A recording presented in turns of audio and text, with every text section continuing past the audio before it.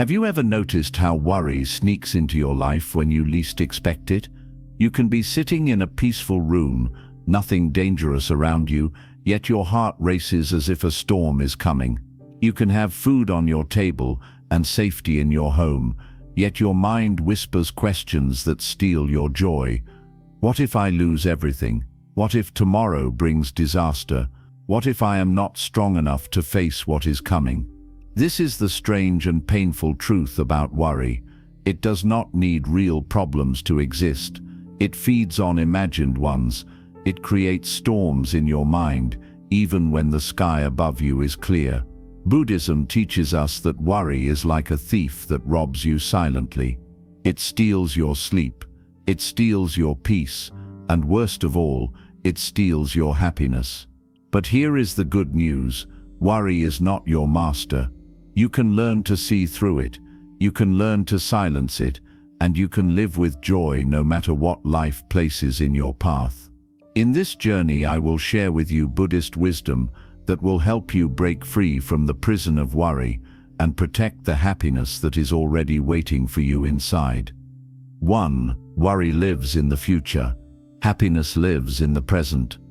If you slow down and begin to watch the movement of your own mind, you will quickly discover a profound truth. Worry does not exist in the present moment. It never lives here. Instead, worry feeds itself on the shadows of the past and the uncertainty of the future. It pulls your mind into places that you cannot touch and times you cannot control. Think about it carefully. When you are truly present, simply breathing and aware, is there ever anything to worry about in that exact instant? Most of the time, the answer is no. Yet our minds are rarely satisfied with the present. They run forward, imagining countless disasters and failures that may never come, or they turn backward, replaying old mistakes, regrets, and painful memories that can no longer be changed. This is why worry feels so heavy and endless. It is an echo of a time you cannot hold, either because it has not arrived, or because it has already slipped away. The present moment, however, is where life actually unfolds. It is here, not yesterday, and not tomorrow, that you breathe, smile, walk, speak, and live. When you eat a meal, you cannot eat it yesterday, and you cannot eat it tomorrow. You can only taste it right now. When you share a laugh with someone you love, the joy cannot be carried into the past, and it cannot be stored for the future. It only blossoms in this instant. Yet because the mind is restless and rarely still, people miss this truth. They sit at the dinner table, but their thoughts are on tomorrow's bills. They watch the sunset, but their hearts are still replaying the harsh words spoken earlier in the day. They are alive, but they are not truly present. And because they are not present, they are not fully alive. The Buddha taught that true living begins with returning to the present, again and again, like a bird returning to its nest. Every time you breathe and become aware of the air entering and leaving your lungs, you come home to the moment. Every time you feel the ground beneath your feet as you walk slowly and mindfully, you return to life as it is happening right now. This is the power of presence. It gently but firmly pulls you away from the illusions of worry and anchors you in reality. The future will always arrive on its own schedule, no matter how much you think about it, and the past is already sealed, its lessons already given. When you understand this, you see that worry has no real foundation. It is a ghost that lives only in your imagination. By training yourself to bring attention back to this very breath, to the sensations in your body, to the awareness of the world around you, you begin to cut worry off at its root. Imagine standing in a storm, your mind racing with fears, and then suddenly stepping into a quiet room where all is still. That quiet room is the present moment. Here, worry cannot survive because it has no soil to grow in. And when you learn to stay in this present moment, happiness is no longer something you chase or search for. It rises naturally, like sunlight breaking through clouds. It becomes effortless, because it was always here, waiting for you beneath the noise of worry. Happiness does not need to be created. It needs only to be noticed, and the place where you notice it is now. 2. The illusion of control feeds worry. At the heart of most worry lies a powerful illusion, the belief that if we think enough, prepare enough, and imagine enough, we can somehow control everything that happens in our lives.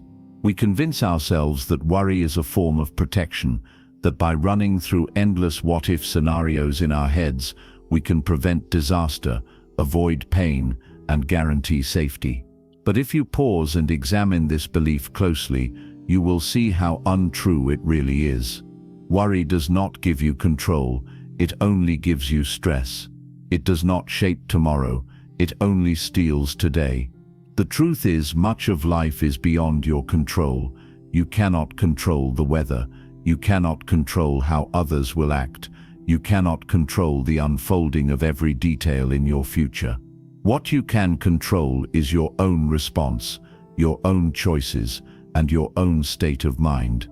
And yet, instead of focusing on these, most people spend their lives trying to manage what is outside their reach, and this is where endless worry is born. Buddhism teaches that attachment to control is one of the deepest roots of human suffering. When we cling to the idea that life must unfold exactly as we want, we set ourselves up for disappointment and fear. Imagine trying to hold water tightly in your fist. The harder you squeeze, the more it slips through your fingers. Life is the same. The more you try to grasp every outcome, the more it escapes you, and the more exhausted you become. Worry feeds on this grasping, whispering in your ear that if you don't think about every possibility, you will not be ready, that if you let go, something terrible will happen.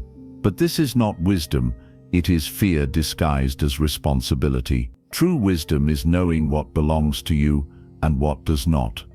The Buddha often spoke of impermanence, the truth that everything in life is changing, moving, and flowing. When you forget this truth, you try to force things to stay as they are, or you try to make them turn out exactly as you imagine. But impermanence cannot be controlled, only understood. The storms of life will come, whether or not you spend nights worrying about them. Illness, loss, change, uncertainty, these are part of the fabric of existence. If you believe worry can protect you from them, you are giving energy to an illusion. What worry really does is drain your strength, weaken your spirit, and cloud your clarity, so that when challenges truly come, you meet them already exhausted. Think about your own life. How many times did you lie awake worrying about something that never actually happened? How many days did you spend with your stomach tied in knots, only to realize later that all that fear was wasted energy? And even in the moments when things did go wrong, did your worry ever actually prevent the outcome, or did it simply make you suffer twice, once in imagination and then again in reality? This is the trap of control. By worrying, you punish yourself in advance for things that may never come. The Buddhist path teaches a different way. Instead of clinging to control, we practice acceptance and mindful action. This does not mean passivity. It does not mean you sit back and do nothing.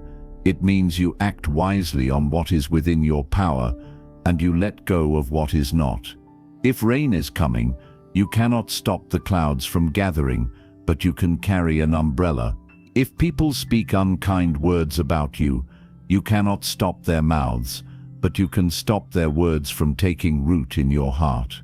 If the future is uncertain, you cannot predict every outcome, but you can take one mindful step at a time in the direction you choose. This is where real peace lives, not in trying to control the uncontrollable, but in calmly guiding what you can. When you begin to live this way, something beautiful happens. The grip of worry loosens because you see clearly that worry never gave you control in the first place. You stop wasting your energy on what is beyond your reach, and you invest it instead in living with presence, awareness, and courage.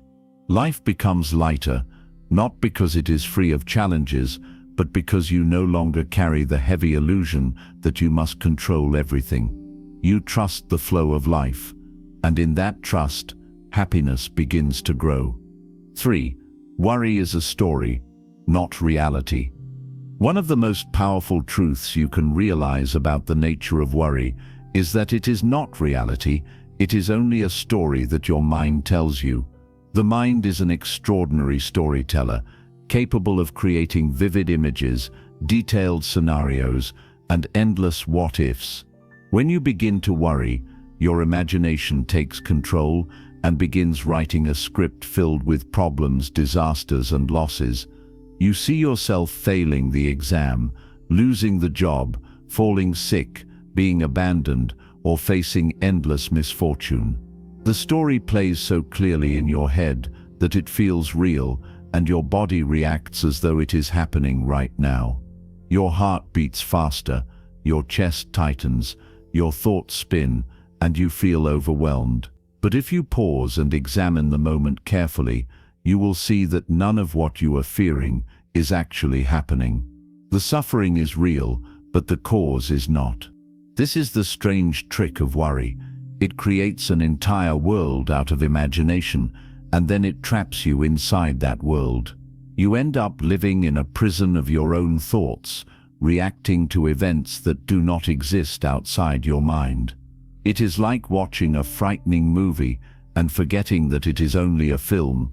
You scream, your heart races, your palms sweat, yet you are sitting safely in a chair. The fear feels real, but the danger is not. In the same way, worry makes you live in future catastrophes that have not arrived and may never arrive. You suffer before the suffering even comes, and in many cases, you suffer for nothing at all. Buddhism teaches us that this confusion between imagination and reality is one of the main causes of human suffering. When the Buddha spoke of illusion, he was not speaking only of grand philosophical ideas. He was pointing to the everyday illusions of the mind, and worry is one of them. The mind fabricates stories, and because you are attached to them, you mistake them for truth. But if you practice awareness, you can begin to separate the story from reality. Each time you catch yourself worrying, ask, is this happening right now in this moment, or is it only a thought? That single question creates space between you and your worry. It allows you to see that while the thought exists, the problem does not. And once you recognize the story as a story, it begins to lose its power over you. Think of how many times you have worried about something that never happened. Perhaps you imagined that a conversation would go badly, only to find that it was pleasant. You imagined you would fail, but you succeeded. You imagined you would be rejected, but you were welcomed. All those hours of suffering were built on stories that never came true. Even in the moments when something did go wrong, the reality was often not as bad as the story you created in your head. The mind, when driven by fear, exaggerates and multiplies problems. It does not simply tell a story, it writes a nightmare. But just as you can wake up from a nightmare and realize it was only a dream, you can also wake up from worry and see it for what it truly is: imagination, not reality. The practice then becomes learning to return again and again to what is real. Reality is simple. It is the sensation of your breath entering and leaving your body. It is the ground beneath your feet. It is the sound of birds outside your window. It is the smile of a friend beside you. These things are not stories. They are direct experiences. When you root yourself in these, the stories of worry begin to fade. The mind may continue to create them. It is what the mind does, but you no longer get lost in them. You become like a person watching clouds pass in the sky. You see the shapes form and dissolve, but you do not mistake them for solid mountains. Buddhist wisdom invites us to remember that the present moment is always lighter than the stories of the mind. Right now, in this very second, you are breathing, you are alive, you have survived every difficulty that has come before, and you are still here. This is the truth of reality. Everything else, the fears, the projections, the endless what-ifs are only shadows. When you live in shadows, life feels heavy and frightening. But when you step back into reality, you realize that this moment is bearable, even peaceful. And this realization gives you strength. The more you practice, the more you will see worry for what it truly is, a storyteller that tries to trick you into believing its tales. And like all stories, you have the choice to keep reading or to put the book down. By choosing to step out of the story and into reality, you reclaim your power. You no longer allow fear to write your future or dictate your present. Instead, you live in what is real, and in what is real, you will always find peace. 4. Happiness is found in letting go. When you look closely at the nature of worry, you will see that it is nothing more than holding on to thoughts, fears, expectations, and imagined outcomes. Worry clings tightly, as though gripping a rope that is burning your hands, yet still refusing to let go. You hold on to the thought of what might happen, you replay the memory of what already happened, and you carry both with you into every moment of your day. This is why life begins to feel unbearably heavy. Each worry is like a stone you place inside a bag, and over time the bag becomes so full that you struggle to carry it. You may think the burden comes from life itself, but often it comes from the weight of your own unwillingness to release. Buddhism teaches us that happiness is not something you chase, achieve, or store up for later. True happiness is what naturally rises when the unnecessary weight is dropped. Just as the sun does not need to be created, but only revealed when the clouds part, happiness does not need to be built, it only needs to be uncovered. And it is uncovered through the art of letting go. When you let go of worry, you do not lose anything real. You only lose the imagined fears and heavy illusions that keep you from seeing life clearly. Letting go does not mean carelessness, and it does not mean abandoning responsibility. It means loosening the tight fist of control and fear that keeps you in constant tension, and instead learning to trust the natural flow of life. Think of a river. If you throw leaves into it, the current will carry them downstream. You do not need to chase after them, and you do not need to hold them back. But most people, when faced with the stream of thoughts and worries, do exactly the opposite. They chase, they cling, they fight, they resist. The result is exhaustion and struggle. But if you learn to stand on the shore and let the leaves float by, you remain calm, at peace, and still connected to the river. Your worries are those leaves. They appear, they drift, and they disappear, unless you keep reaching into the water to drag them back.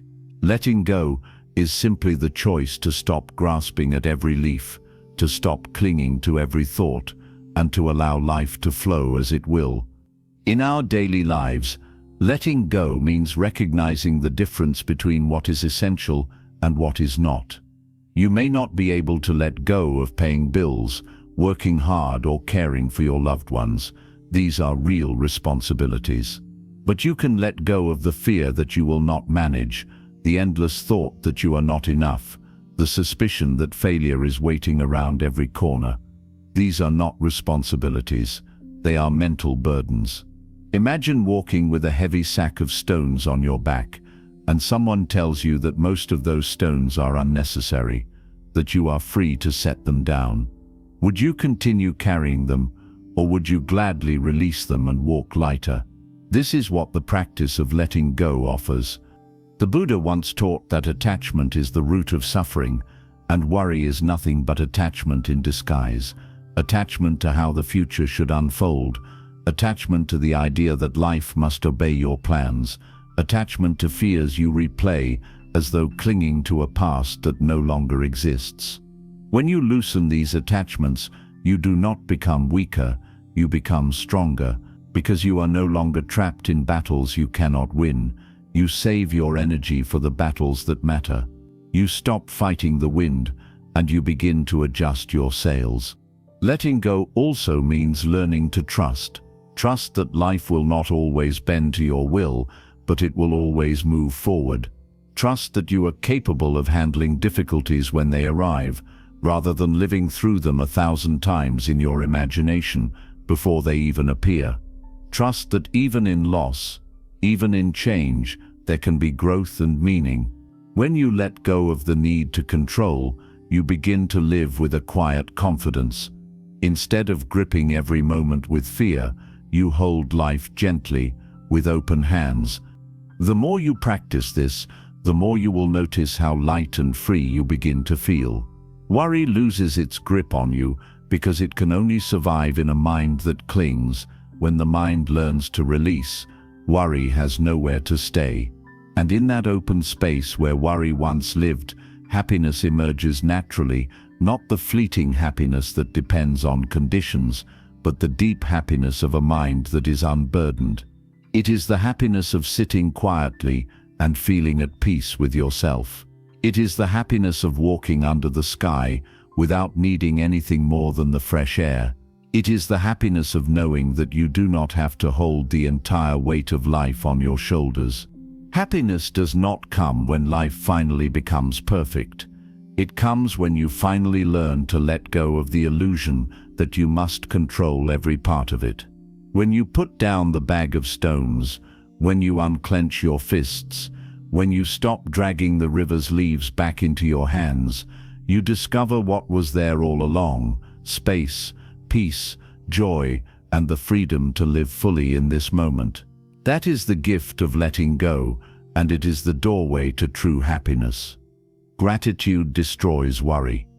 If worry is a shadow, then gratitude is the light that makes it disappear. These two states of mind cannot exist in the same place at the same time.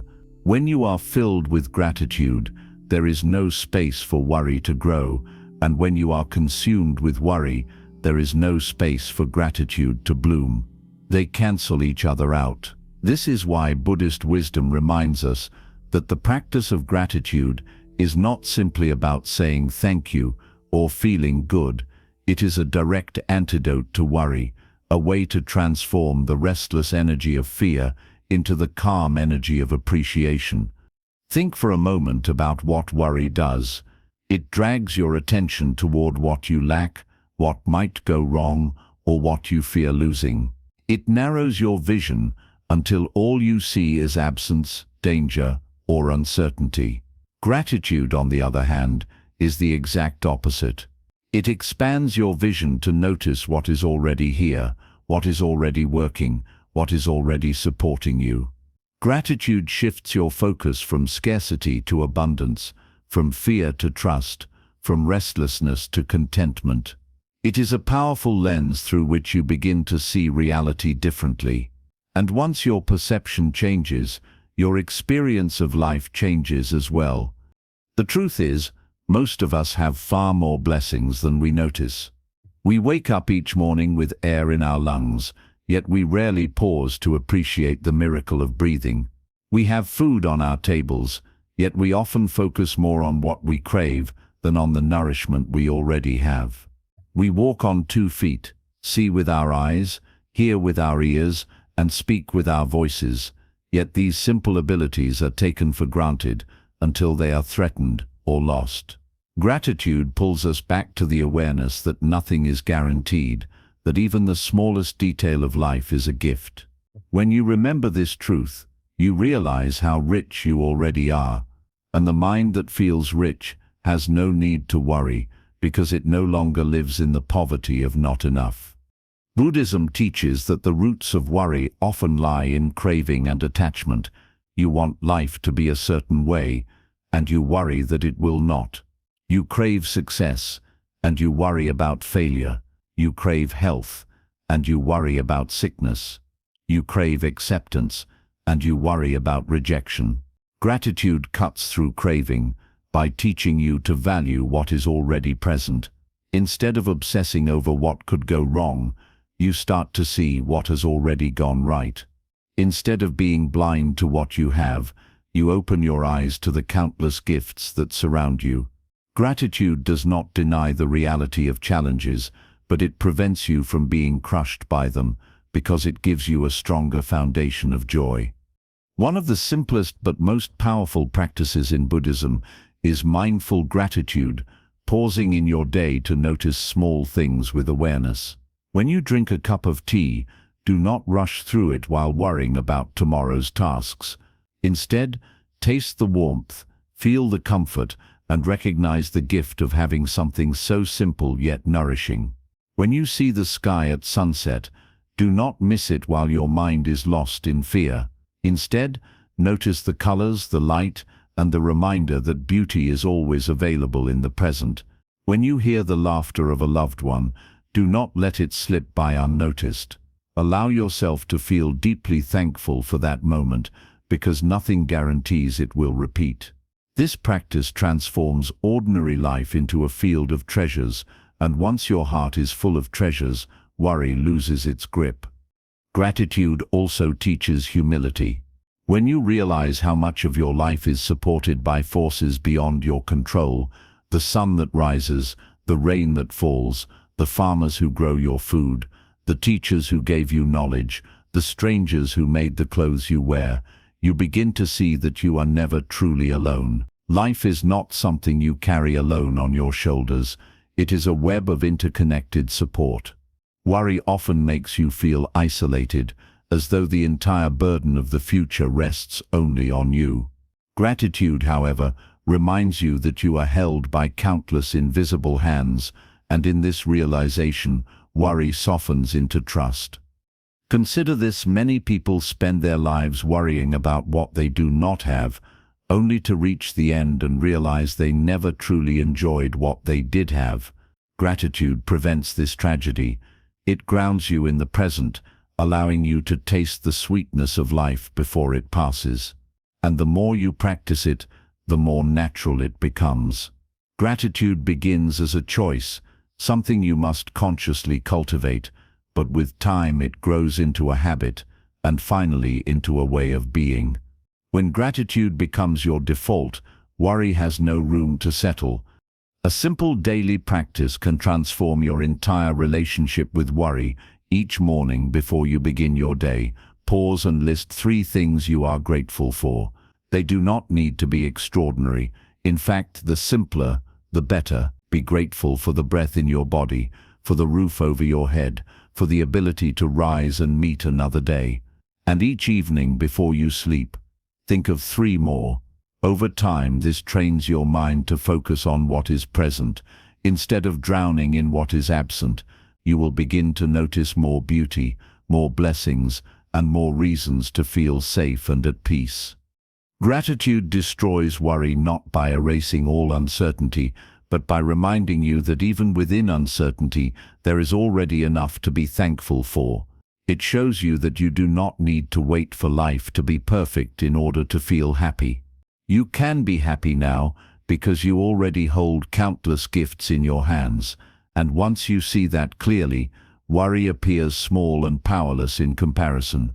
Gratitude, then, is not just a practice, it is a way of living. It is the key that opens the door to a peaceful mind, and once that door is open, worry cannot enter. 6. Worry cannot survive awareness. If there is one truth that Buddhist practice returns to again and again, it is this: awareness is the light that dissolves suffering. No matter what form suffering takes, anger, fear, sadness, or worry, when you bring the light of awareness to it, it begins to lose its power. Worry thrives in the dark, in the hidden corners of your mind, where thoughts run wild without observation. But the moment you turn your awareness toward it, worry is exposed for what it is: a passing thought, a temporary visitor, a cloud in the endless sky of your consciousness. It may still appear, but it no longer controls you, because you can see it clearly. To understand this, you must first realize how worry operates. Worry feeds on distraction and unconsciousness.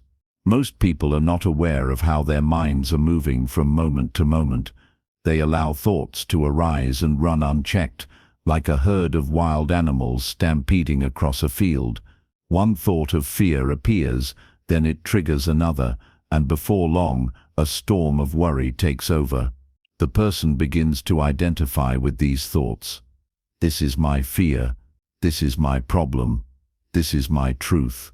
In that moment, worry is not just a thought, it becomes who they are. But this only happens when there is no awareness. Without awareness, thoughts and emotions sweep you away like a river sweeping away a person who has fallen into its current. Awareness, however, is like standing on the riverbank instead of being tossed in the water. When you are aware, you see the river of thoughts flowing past, but you do not drown in it. You recognize, this is a thought. This is a worry. It has appeared, but it is not me. With this recognition, a profound shift happens. You no longer become the thought. You become the observer of the thought. And the observer is always free, no matter how turbulent the thought may be. The Buddha described this awareness as mindfulness, an open, non-judging attention to whatever arises in the present moment. To practice mindfulness is to become intimate with your own mind, to watch it with patience and curiosity instead of fear or resistance. Imagine sitting in a quiet room and watching a candle flame flicker. You do not try to force the flame to be steady, and you do not become upset when it moves. You simply observe it as it is. In the same way, mindfulness teaches you to sit quietly and watch your thoughts come and go, without trying to force them, without trying to suppress them. When worry arises, you notice it gently. Ah, here is worry. I see you. You are here now. And in that simple act of acknowledgement, worry loses its hidden strength. Why does this happen? Because worry cannot survive when it is seen clearly. Think of a shadow in a dark room. When you do not see it clearly, it looks frightening. It might seem like a monster lurking in the corner. But when you shine a light on it, you realize it was only a coat hanging on a chair. Awareness is that light. It reveals worry for what it truly is, not a real danger, not a prophecy of doom, but a thought created by the mind. And once you see this clearly, you no longer need to fear it. This is not to say that worry will never arise again. The mind is restless by nature, and thoughts will continue to appear. But awareness changes your relationship with worry. Instead of being controlled by it, you begin to watch it with calmness, like a parent watching a restless child. You do not scold the child, and you do not let the child run the house. You simply observe with patience until the child grows tired and settles down. In the same way, you observe your worry without judgment, and in time, it passes. The practice of awareness can be cultivated in many ways. One of the simplest is mindful breathing. Sit quietly, close your eyes, and bring your attention to the rise and fall of your breath. As you do this, thoughts of worry will inevitably appear. Instead of pushing them away or becoming lost in them, simply notice them. Here is a thought about the future. Here is a memory of the past. Here is a fear of what might happen, and then gently return to the breath.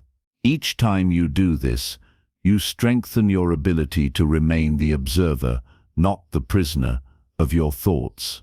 With time, this practice builds a kind of mental muscle, a steady awareness that accompanies you even outside of meditation. When you live with awareness, worry has fewer places to hide. You notice it in the small moments when you are about to eat, and your mind jumps to bills you have not paid, when you are talking to a loved one, and your mind imagines arguments that have not happened, when you are trying to sleep, and your mind writes endless stories about tomorrow. In each of these moments, awareness gives you the power to pause and see clearly. This is just worry. It is not reality. It is not happening right now. With this recognition, you gently release it and return to the present. Another important truth is that awareness teaches you impermanence. Every thought, every feeling, every worry arises, stays for a while, and then disappears. But when you are caught in worry unconsciously, it feels permanent. You believe it will never end, that it will haunt you forever. Awareness shows you the opposite, that even worry has no lasting life. It comes, it goes, it dissolves. The more you watch this pattern, the more confidence you gain in your ability to remain calm through the storms of the mind. Buddhist teachers often say, don't fight with your thoughts, just watch them. Worry grows stronger when you resist it, when you try to push it away or pretend it isn't there. But when you observe it calmly, without feeding it, it naturally fades. It is like a fire. If you stop adding wood, it burns itself out. Awareness is the act of no longer adding fuel to worry. Over time, this practice creates a profound transformation. You begin to realize that you are not your thoughts at all. You are the awareness behind them, the clear space in which they appear and disappear. Worry may still arise, but it is no longer your master. It becomes like a passing cloud, while you remain the vast sky. The sky does not fight the cloud, nor does it cling to it. It simply allows it to pass, and in that vastness, peace and happiness naturally shine through. So remember this: worry cannot survive in the presence of awareness. The next time your mind begins to spiral, do not run, do not resist. Simply pause, breathe, and look directly at your worry. See it clearly, and you will realize that it is only a thought, not a truth. And in that realization, you will find freedom. Awareness is not just a practice, it is the ultimate refuge, the place where the mind finds rest, and the heart discovers the happiness that no worry can ever steal. 7. True happiness is inner, not outer. If there is one misunderstanding that fuels almost all human worry, it is the belief that happiness depends on external conditions. From childhood, we are taught to link our sense of peace to things outside ourselves: good grades, approval from others, financial success, physical beauty, relationships, and achievements. We grow up thinking, if I get this job, then I will be happy. If this person loves me, then I will be at peace. If I have enough money, then I can stop worrying. And yet, even when we achieve these things, worry still lingers. You may finally get the job, but then you worry about keeping it. You may earn money, but then you worry about losing it. You may find love, but then you worry about it fading. This cycle never ends, because external conditions are always changing, and if your happiness is tied to them, your happiness will always be unstable. Buddhism teaches that this search for happiness outside yourself is like chasing a mirage in the desert. From far away, it looks real. You believe that once you reach it, your thirst will finally be quenched. You run and run, exhausting yourself. But when you arrive, there is nothing there. The water was an illusion all along. In the same way, we run after possessions, recognition, security, and comfort, believing they will give us lasting peace. But when we arrive, we discover the happiness they give is temporary, fragile, and easily stolen by the winds of change. This is why the Buddha emphasized again and again that true happiness must be cultivated inwardly. He said, "Peace comes from within. Do not seek it without." It is not that external things have no value. They do, and they can bring moments of joy. But the danger is when you depend on them for your foundation of peace. If your foundation rests on things that are impermanent, then your happiness will also be impermanent. True happiness must come from something deeper, something that does not change with every shift of circumstance. That something is the stillness of your own mind and heart when you learn to be at peace with yourself. When you begin to turn inward, you realize that happiness is not an object to be acquired, but a state of being to be uncovered. It is not something you build piece by piece like a house. It is something already present, hidden beneath layers of fear, worry, craving, and attachment. The more you let go of these layers, the more the natural joy of your being shines through. Imagine a lake covered in ripples. When the wind is strong, the surface looks restless, disturbed, and unclear. But when the wind settles, the lake becomes still, and its surface reflects the sky perfectly. Happiness is like that reflection. It is already there, but it is hidden when the winds of worry and craving disturb the mind. Calm the winds, and happiness appears on its own.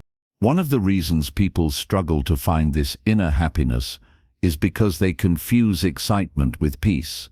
When something new comes into your life, a promotion, a gift, a compliment, you feel excitement and you mistake it for true happiness.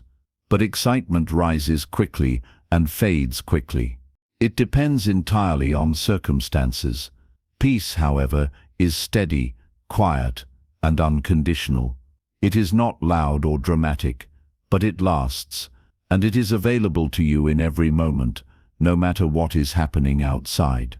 To discover this, you must begin to cultivate practices that return you to yourself. Mindfulness, meditation, and reflection are not just spiritual rituals, they are ways of reconnecting to the inner source of happiness. When you sit in silence and breathe, you are reminded that peace does not depend on tomorrow's success or yesterday's approval. It is here, in the present, in the simple awareness of being alive. When you practice gratitude, you see that even without everything you desire, you already have enough to feel content. When you practice letting go, you see that you do not need to control the future in order to feel safe now. These practices slowly but surely reveal that your inner state is far more powerful than any outer condition. Think of all the people you may have seen in life who seem to have everything and yet remain deeply unhappy, celebrities with fame and wealth who struggle with emptiness, powerful leaders who live with fear, or individuals with beautiful families who still feel restless. Their outer conditions look perfect, but because they lack inner peace, they cannot enjoy what they have. On the other hand, think of the monks, sages, or even ordinary people who live simply, with very little, yet radiate a joy and calmness that cannot be shaken. Their secret is not what they have, but how they are. Their happiness comes from within, so it cannot be stolen by outer change. This is the kind of happiness that Buddhist wisdom points to, a happiness that is not dependent on if or when. Not, I will be happy if I succeed. Not, I will be happy when I am loved. But I am happy now because peace is already inside me, waiting to be noticed. When you anchor yourself in this truth, worry begins to fade. You no longer live in fear of losing what you have or not gaining what you want, because your happiness is not tied to either. You become free, unshaken by the ups and downs of life, steady in your center. It is important to understand that this does not mean you must reject the world or stop enjoying life's gifts. You can still work for success, enjoy relationships, appreciate beauty, and celebrate your blessings. But you enjoy them differently, not as your only source of happiness, but as expressions of the happiness already within you. You are no longer a beggar chasing joy outside. You are a fountain overflowing with joy inside, and everything else becomes extra. So the next time you find yourself worrying about money, about your future, about what others think, pause and ask yourself, am I placing my happiness in something outside of me? Am I tying my peace to something I cannot fully control? If the answer is yes, gently return to your breath, return to your heart, return to the awareness that happiness is not out there, it is in here. The outside world will rise and fall, but your inner stillness can remain untouched. And when you live from that stillness, no worry can steal your joy. This is the ultimate freedom, to walk through life with an unshakable happiness, not because life is perfect, but because you no longer need it to be. To smile in the face of uncertainty, not because you know the future, but because you trust yourself to remain steady no matter what comes.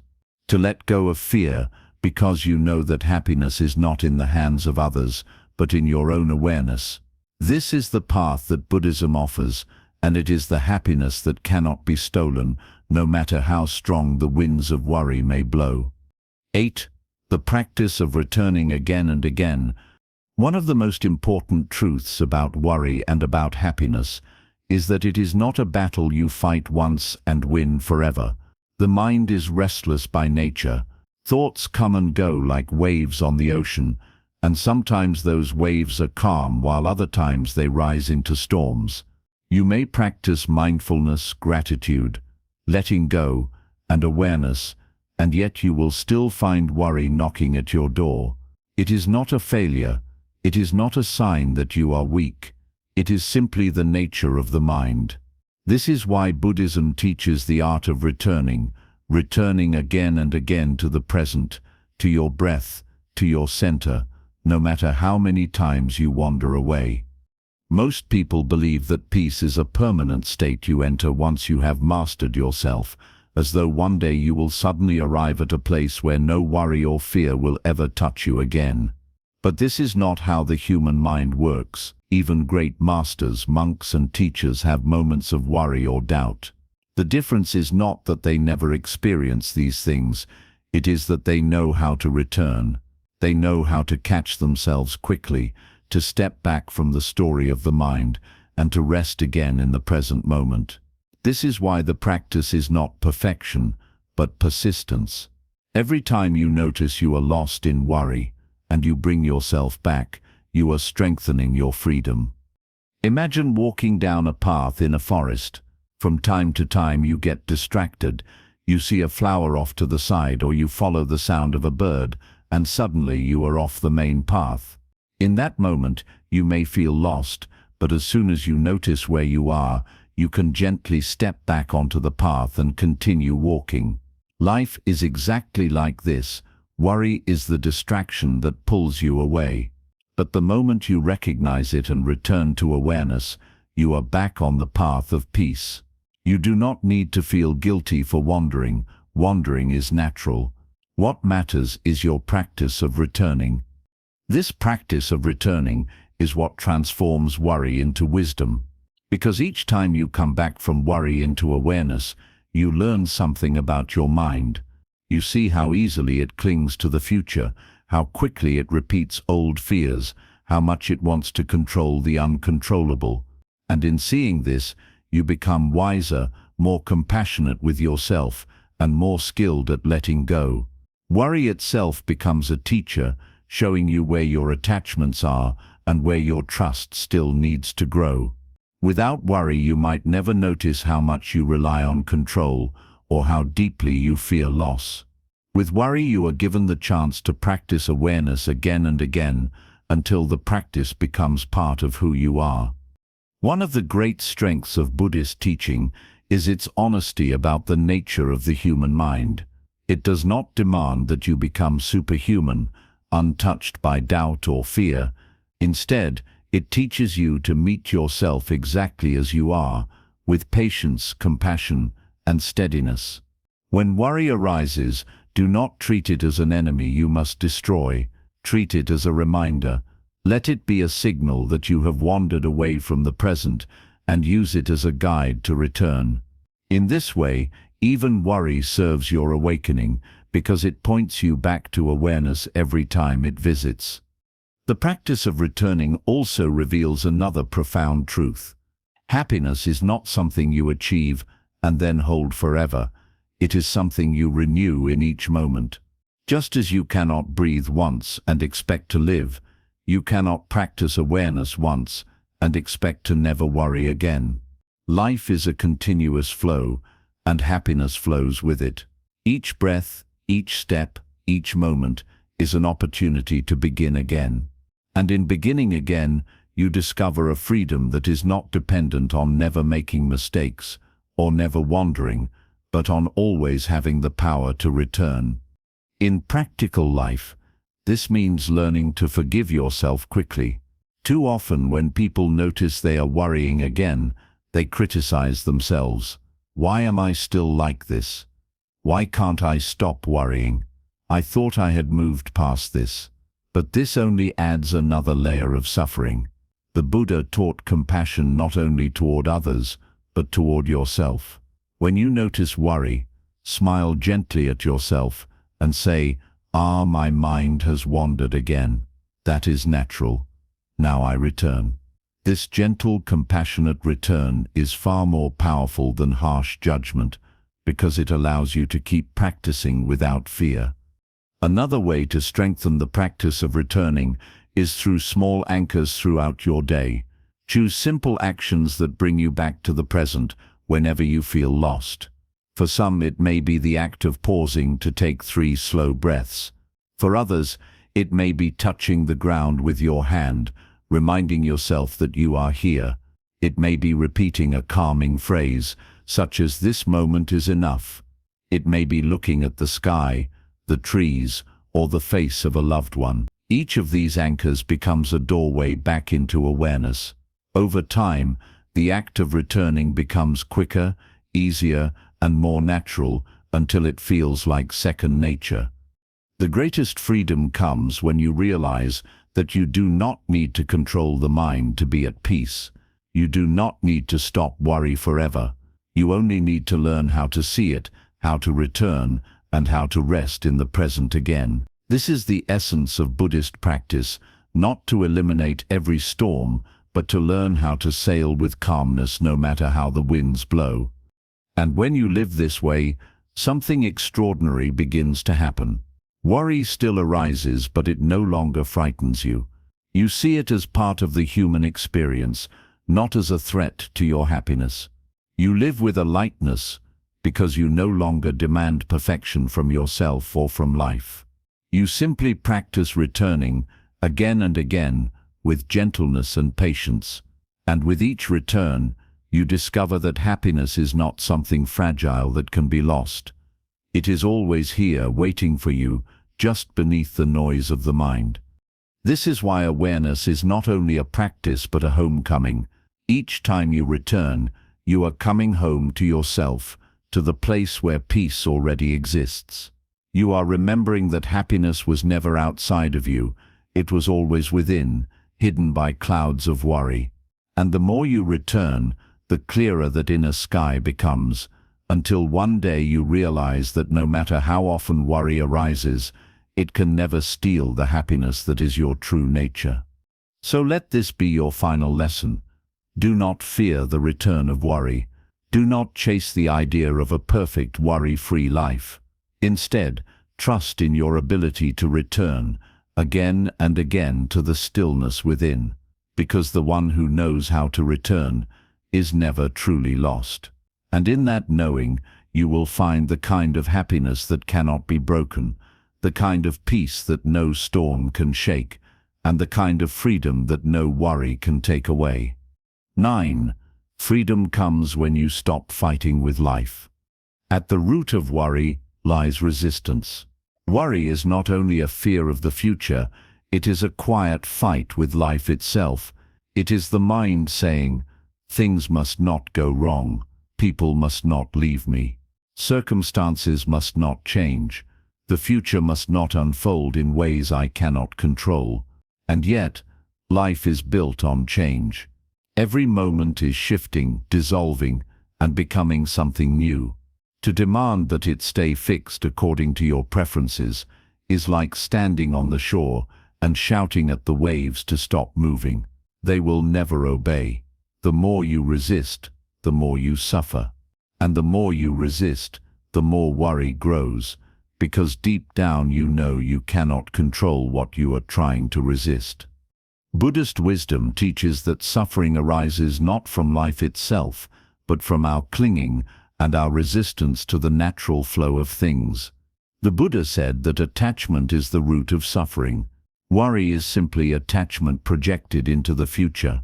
You attach yourself to a specific outcome. I must succeed.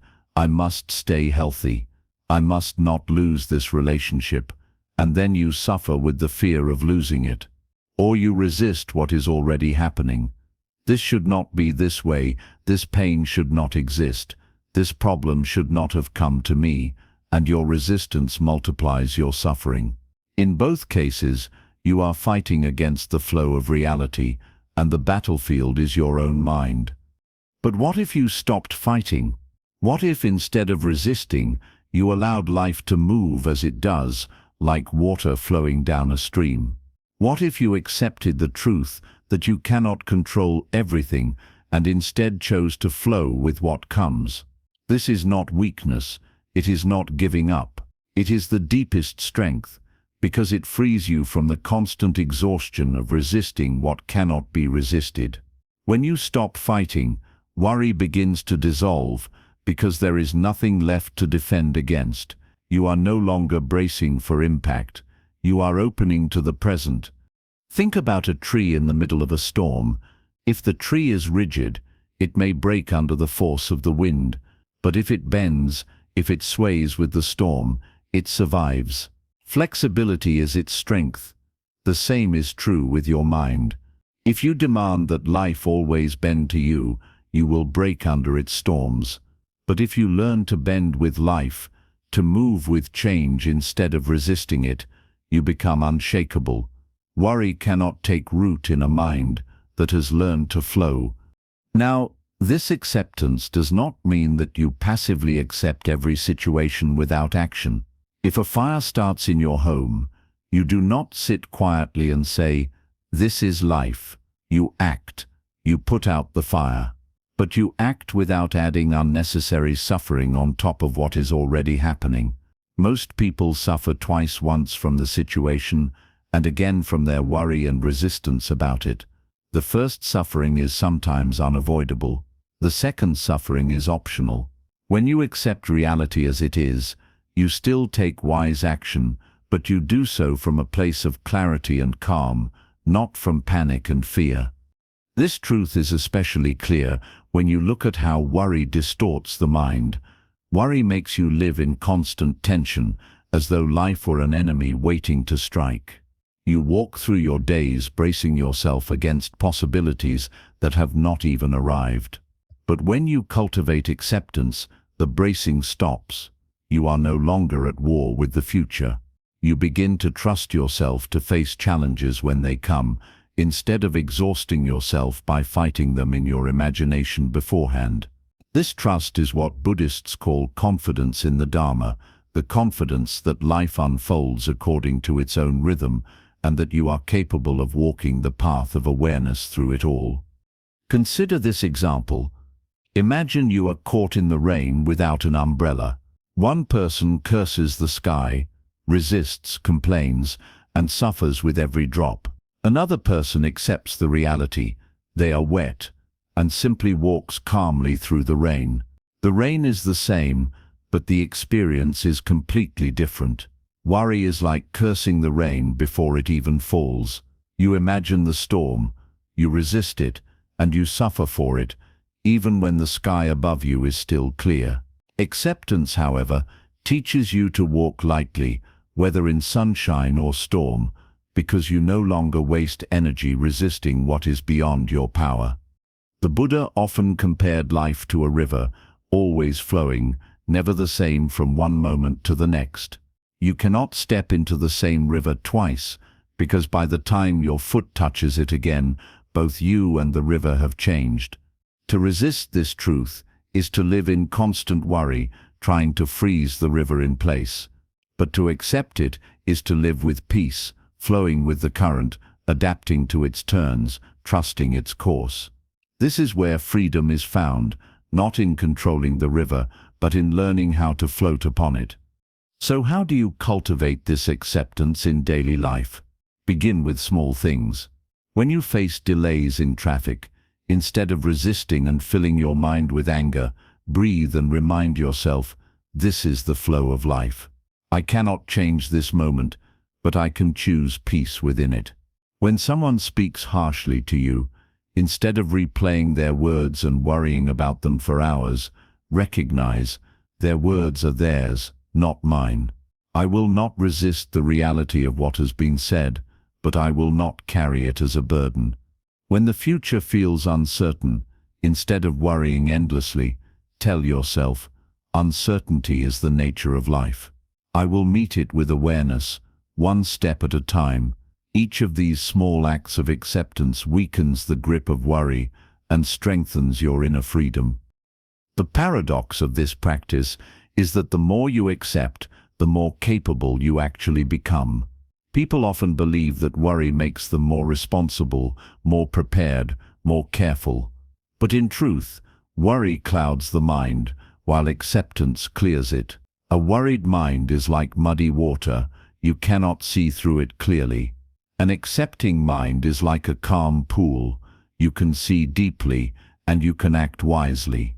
So by releasing worry and embracing acceptance, you do not become careless. You become more effective, more compassionate, and more steady in your actions. Over time, this way of living changes your entire relationship with life. You no longer see it as something to be feared or fought, but as something to be lived fully, moment by moment. You understand that you cannot hold the future in your hands, but you can hold your breath, your awareness, and your response right now. And in holding these, you discover that peace is not about controlling life, it is about living in harmony with it. This is the freedom that comes when you stop fighting with life. It is the freedom of no longer wasting your energy, resisting the inevitable. It is the freedom of walking lightly, trusting the river, bending with the storm, and accepting that worry cannot protect you from reality.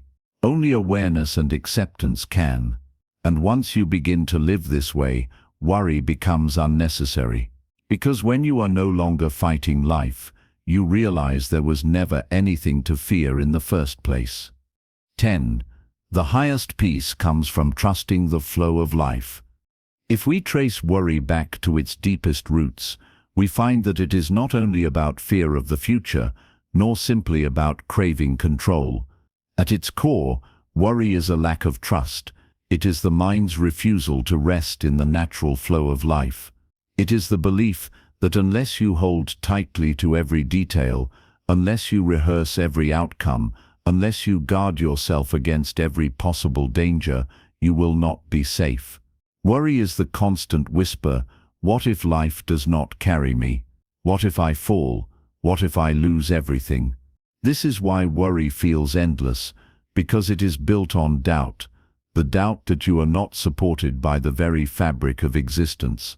To overcome worry at its deepest level, you must learn to cultivate trust, not a blind, careless trust, but a deep and steady faith in the flow of life. This lesson is perhaps the most challenging, because the human mind loves control. From the moment you are born, you begin to build strategies to protect yourself. As a child, you cry to get attention, and you learn that actions can shape your environment. As you grow older, you realize that planning helps, effort brings results, and caution prevents mistakes.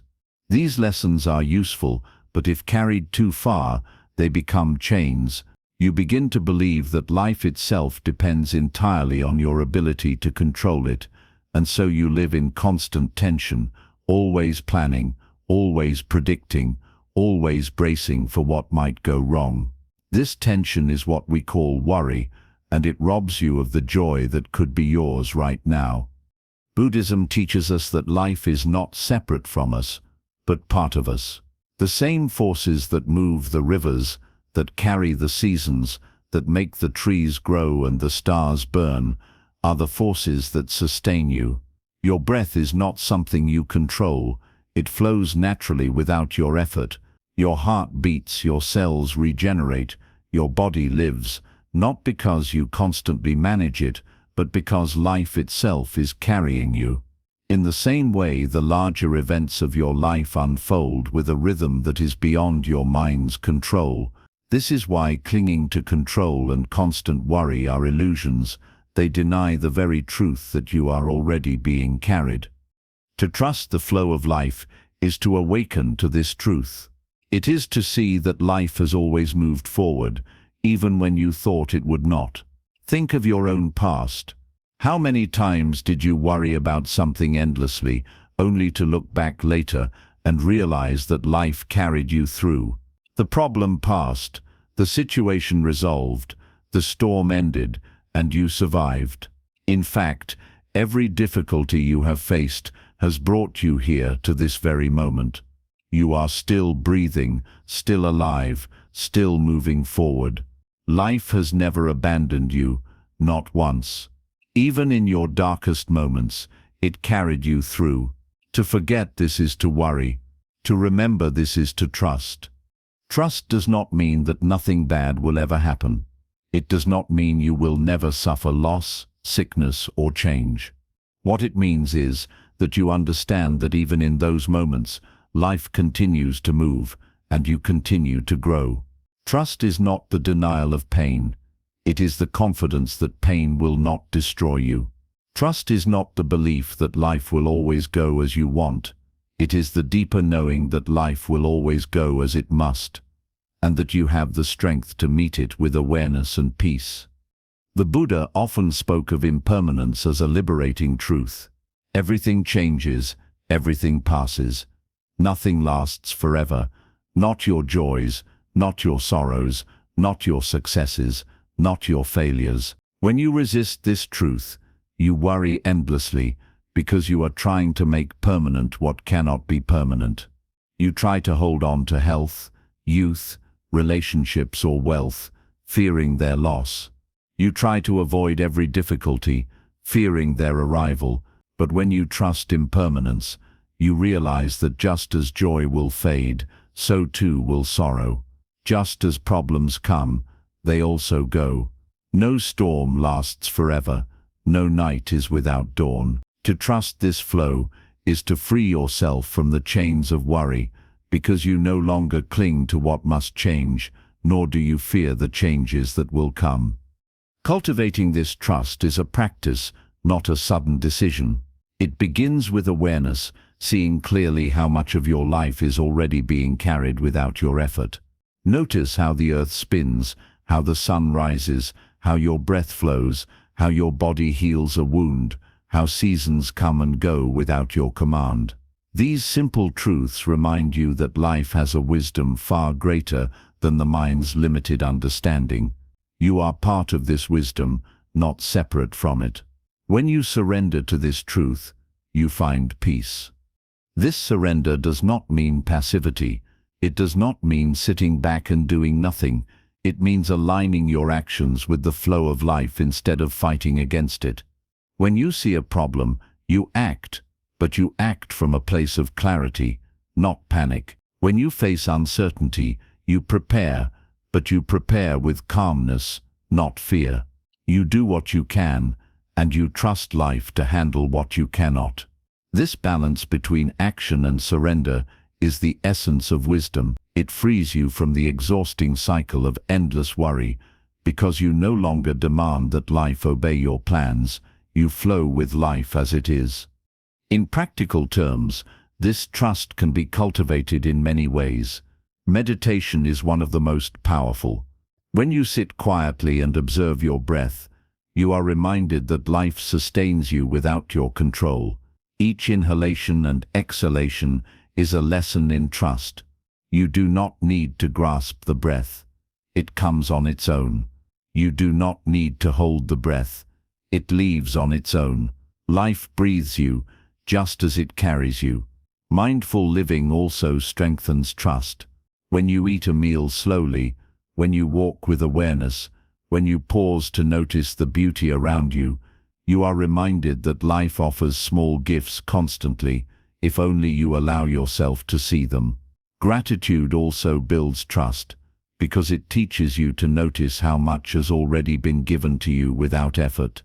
Each moment of thankfulness dissolves a little more of the doubt that fuels worry. The deepest trust comes from direct experience. Over and over again, life will show you that it carries you. The challenge is not that life fails, but that you forget. Each time you remember, you strengthen your faith, and eventually, you live in a way where trust is your natural state. You no longer cling to outcomes. You no longer tremble at uncertainty. You no longer waste your days in endless worry. Instead, you rest in the quiet, knowing that whatever comes, you will meet it with awareness, and whatever goes, you will let it go with peace. When you reach this level of trust, happiness becomes unshakable. It is not the happiness of conditions being perfect. It is the happiness of knowing that even when conditions are imperfect, you are still free. It is the happiness of no longer being at war with life, but flowing with it. It is the happiness of resting in your true nature, which is peace itself. This is the highest peace, not the absence of difficulty, but the absence of resistance, not the promise of certainty, but the freedom from needing certainty, not the guarantee of safety, but the trust that life will carry you, as it always has, as it always will. When you live in this trust, worry becomes unnecessary, because you finally understand the truth. You were never alone, and you were never in control. You were always part of the great flow of life, and in that flow, you are safe, you are supported, and you are free. 11. The silence beyond worry. Discovering the unshakable self. If we look deeper into the nature of worry, we begin to see something remarkable. Worry only exists when you identify with the surface of your mind. It thrives in thoughts, in mental chatter, in stories about what might happen or what has already happened. But beneath this surface, there is a deeper dimension of you, silent, spacious, and untouched. This dimension does not rise or fall with the waves of worry, just as the deep ocean is not disturbed by the surface ripples. To end worry at its root, you must learn to connect with this deeper self, the awareness that watches thoughts but is never caught by them. Most people live entirely on the surface of their minds. They believe every thought, identify with every fear, and mistake every worry as truth. When a thought arises, what if I lose my job? What if my loved one leaves me? What if I fail? They become the thought. They feel as though the worry defines them. But in reality, the thought is just a visitor, a passing cloud. The one who is aware of the thought is not the same as the thought itself. This distinction is the beginning of liberation. The Buddha often described the mind as a monkey, restless, jumping from branch to branch, never still. Worry is one of the monkey's favorite games, swinging from the past to the future, never pausing in the present. But you are not the monkey, you are the one watching. The more you learn to rest in this awareness, the less power the monkey has over you. Thoughts may come, but they do not carry you away. Worries may arise, but they dissolve in the vast space of your awareness. To experience this, you must begin to practice silence. Not silence as the absence of sound, but silence as the presence of awareness without distraction. When you sit quietly, breathing slowly, you begin to notice the endless stream of thoughts passing through your mind. At first, this may feel overwhelming. You may discover just how busy and restless your thoughts truly are. But if you remain still and keep watching, you begin to notice a gap, a space between the thoughts, and in that space, you feel a silence that is not disturbed by what passes through it. This silence is who you truly are. Worry cannot survive in this silence because it has nothing to cling to. Worry needs your attention, your belief, your identification. When you stop feeding it and simply rest in awareness, worry fades like a shadow in the light. The more you connect with this silence, the more you realize that happiness is not something you gain by solving all your problems. It is already here, in the spaciousness of your true self. Think of the sky. Clouds appear, storms rage, lightning flashes, but the sky itself is never harmed. It remains vast and open, no matter what passes through it. Your awareness is like the sky. Thoughts, emotions, worries, and fears are like clouds. They come and go, but the sky remains unchanged. If you identify with the clouds, you are constantly shifting, restless, and afraid. But if you identify with the sky, you are free, unshaken, and at peace. Worry tries to convince you that you must solve every cloud, that you must chase them, fight them, or hold on to them. But when you realize you are the sky, you understand that clouds are not a problem to be solved. They are simply passing forms. They do not need to be resisted. They need only to be allowed, and when you allow them, they dissolve on their own. This is the power of silence. This lesson is especially important because many people believe that to overcome worry, they must think their way out of it. They try to argue with their thoughts, to replace negative stories with positive ones, to analyze every fear until it disappears, but the mind cannot silence itself with more thoughts. The only true way to transcend worry is to step back from thought altogether and rest in awareness. From this place, even the most frightening worries lose their hold, because you see them clearly as passing events, not as who you are. The practice of silence can be woven into your daily life. Begin with moments of stillness. Sit for a few minutes each morning and simply watch your breath. Notice the rise and fall of the chest, the gentle flow of air, the subtle pauses between inhalation and exhalation. As thoughts arise, do not chase them. Simply let them pass, like leaves floating down a river. Each time you notice yourself being pulled into a worry, gently return to the breath. This is how you train yourself to step out of identification with thoughts. With time, you begin to carry this awareness with you into daily life. Imagine you are walking through a busy street. The noise of cars, voices, and activity surrounds you, yet inside you are calm, watching it all from the silence of awareness. Worry may whisper, but it no longer dominates because you are anchored in something deeper. Or imagine you are facing a real challenge, a health scare, financial difficulty, or uncertainty in your future. Instead of being consumed by endless what-ifs, you take a breath and connect with the silent awareness within. From that place you still act, you still make decisions, but you do so with clarity, not fear. This is the strength of silence. It does not remove life's challenges, but it gives you the unshakable ground from which to face them. Over time, this practice reveals an extraordinary truth. You are not the small self that worries about survival. You are the awareness that watches it all. This awareness has no fear, no craving, no worry. It is vast, silent, and eternal. To rest in this awareness is to taste a happiness that cannot be touched by circumstances. It is not the happiness of excitement or achievement, but the happiness of freedom, the happiness of being unbound by the restless games of the mind. When you discover this silence, worry loses its meaning. It may still arise, but it no longer defines you. It becomes like a wave, rising and falling in the ocean, while the depths remain still.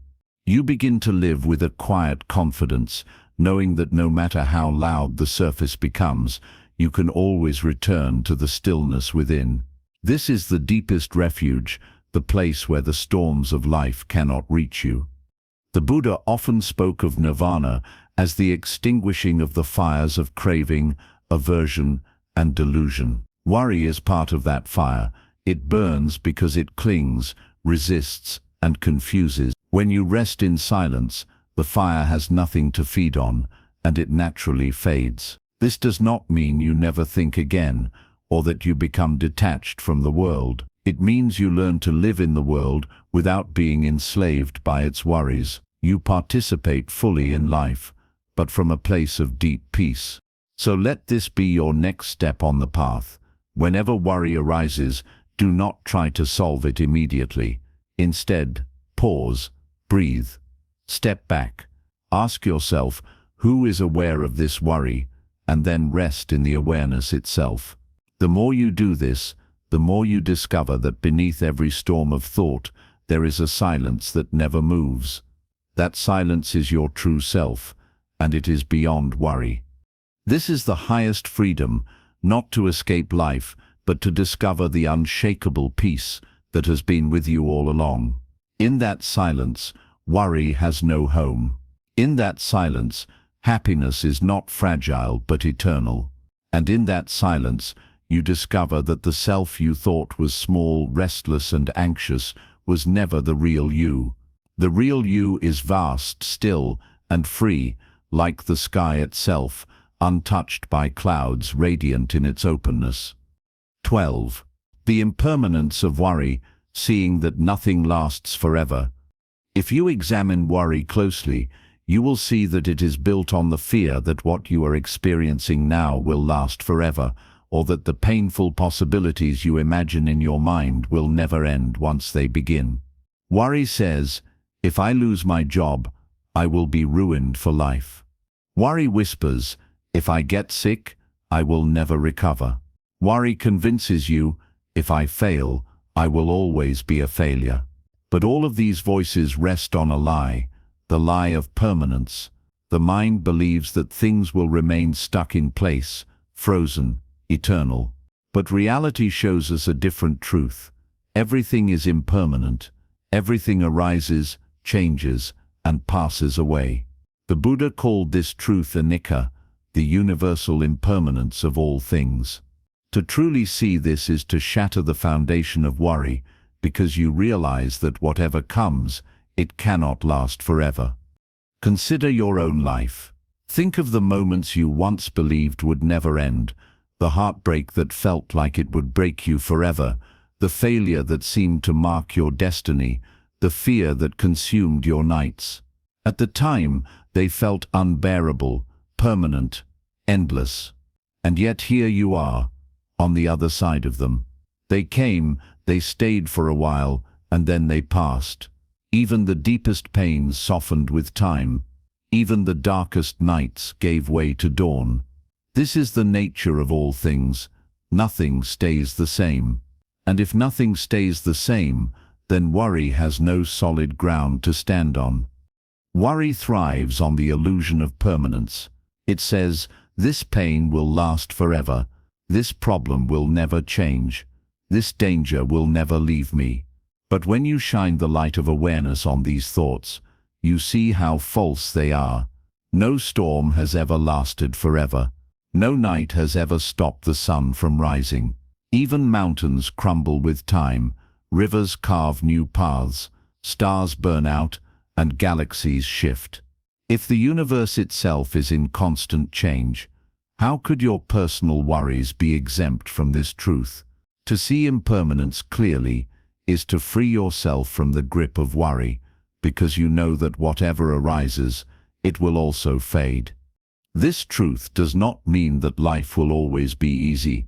Impermanence applies to joys as well as sorrows. The happiness you feel today will also change. The people you love will also one day leave or pass away. This can sound frightening at first, but it is actually the doorway to deep peace.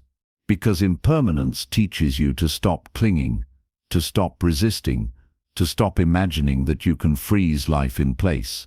When you accept impermanence, you begin to live fully in each moment, knowing it is precious because it will not last. You savor the laughter, you appreciate the beauty, you hold your loved ones more gently, because you understand that all of it is fleeting. And in this appreciation, worry fades, because you are no longer living in fear of loss, you are living in gratitude for what is here now. Impermanence also gives you strength. When you face hardship, instead of drowning in fear that it will last forever, you remind yourself, this too shall pass. When worry says, I cannot survive this, wisdom replies, you have survived before, and you will again. Nothing lasts forever. Every pain carries its own ending within it. Every difficulty has a season, and no season is eternal. When you truly understand this, even suffering becomes bearable because you know it is temporary. The Buddha often used the image of a flame to describe impermanence. A flame burns brightly for a while, then flickers, then fades. Thoughts are like flames. Worries are like flames. They flare up, sometimes with great intensity, but inevitably they weaken and go out. When you watch your worries with awareness, you see this process clearly. A thought of fear arises. It feels overwhelming for a few moments, but if you do not feed it, it loses its energy and disappears. The mind may create another thought, but it too will pass. By watching this cycle again and again, you begin to trust impermanence, and in that trust, you find freedom. To integrate this into your daily life, practice seeing impermanence in small ways. Notice the way your breath rises and falls. Each inhalation is born, lives for a moment, and dies into an exhalation. Notice the way your emotions shift throughout the day. Anger arises and falls, joy comes and goes, sadness appears and dissolves. Notice the way the seasons change, the way flowers bloom and wither, the way clouds form and vanish. All of life is impermanence in motion. When you make this observation a habit, you train your mind to see change not as a threat, but as the very nature of reality. The more you see impermanence, the less tightly you cling. You stop grasping at joy as though you could keep it forever, and you stop fearing pain as though it would stay forever. You begin to relax into the rhythm of life, the flow of coming and going, rising and falling. And in that relaxation, worry dissolves, because worry has no place in a mind that trusts change.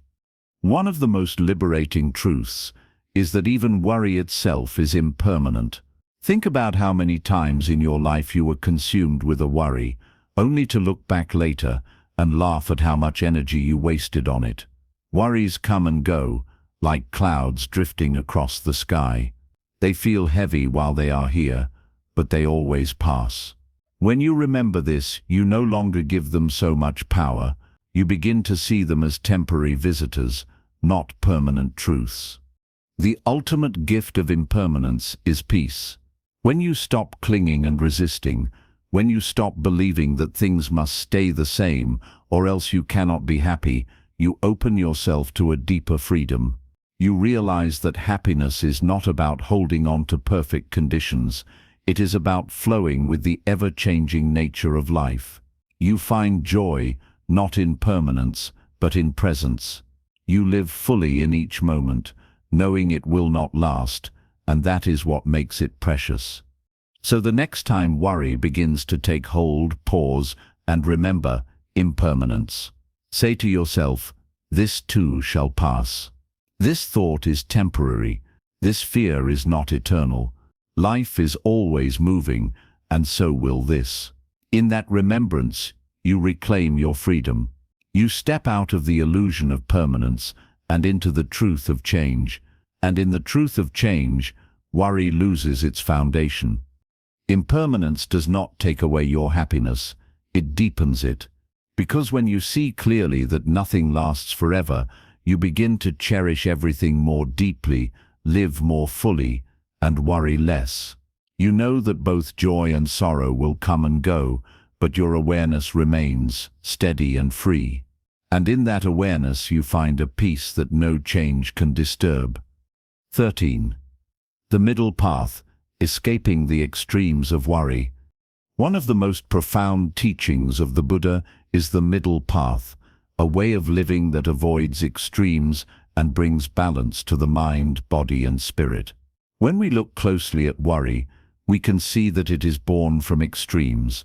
On one side, there is the extreme of attachment and craving, where you cling desperately to outcomes and demand that life unfold exactly as you want. On the other side, there is the extreme of fear and aversion, where you push life away, resist change, and see danger in every shadow. Worry is the restless bouncing between these two poles, a mind swinging like a pendulum between desire and fear, never finding rest. The middle path offers the way out. It is the art of balance, of not holding too tightly and not pushing too forcefully, of walking calmly between the extremes. Worry often begins with craving. You want success, so you worry about failure. You want love, so you worry about rejection. You want health, so you worry about sickness. This is attachment, placing your happiness on conditions that are uncertain and impermanent, The more tightly you cling, the more terrified you are of losing what you cling to, and so your life becomes dominated by anxious thoughts. But worry also grows out of aversion. You fear pain, so you worry about every situation that might hurt you. You fear change, so you worry whenever life begins to shift. You fear uncertainty, so you worry about all the things you cannot predict. The more you resist, the more exhausted you become, because life will always change whether you resist or not. The Buddha himself knew these extremes. Before his awakening, he lived first as a prince surrounded by every comfort, clinging to pleasure and luxury. Then he renounced it all and lived as an ascetic, starving and torturing his body, resisting life in every form. Neither brought him peace. It was only when he sat beneath the Bodhi tree and realized the truth of the middle path that he discovered freedom. He saw that happiness is not found in clinging to pleasure, nor in running from pain, but in walking calmly in the center, balanced and aware. When you apply this wisdom to worry, you see that the cure is not to force yourself never to care about anything, nor is it to try to control everything. The cure is balance. It is caring deeply without clinging. It is preparing wisely without obsessing. It is facing uncertainty without demanding absolute certainty. It is doing what you can with presence, and then letting life unfold as it must. The middle path does not mean that you stop planning, working, or hoping. It means that you do these things with a light touch, without making your peace depend on the outcome. Imagine holding a bird in your hands. If you grip too tightly, you harm the bird. If you hold too loosely, the bird flies away. But if you hold gently, with balance, the bird rests calmly in your hands. Worry is like gripping too tightly, trying to force life to obey your fears and desires. Carelessness is like holding too loosely, ignoring responsibilities, and pretending nothing matters. The middle path is the gentle balance where you care, but you do not cling. You prepare, but you do not obsess. You love, but you do not imprison. This balance dissolves worry because it removes the extremes that feed it. The middle path also applies to how you treat your own mind. Many people, when they notice themselves worrying, become harsh with themselves. They judge, "Why am I still worrying? I should be stronger. I should be calmer by now." This is another extreme, aversion toward your own experience.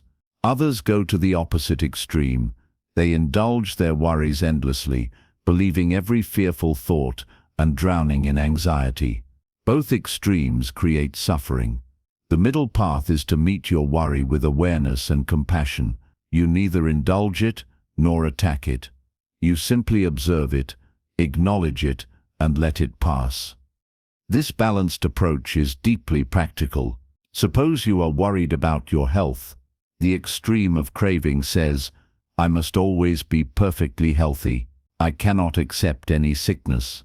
The extreme of aversion says, "If I get sick, everything is ruined. I cannot bear it." Both create endless worry. The middle path says, "I will care for my health wisely. I will eat well, exercise, and seek medical care when needed. But I will also accept that sickness may come, and when it does, I will meet it with awareness and calm." This balance removes the need for worry, because you are doing what you can while accepting what you cannot control. Or consider your relationships. The extreme of craving says, "This person must never leave me. I cannot be happy without them." The extreme of aversion says, "If they leave, my life is over."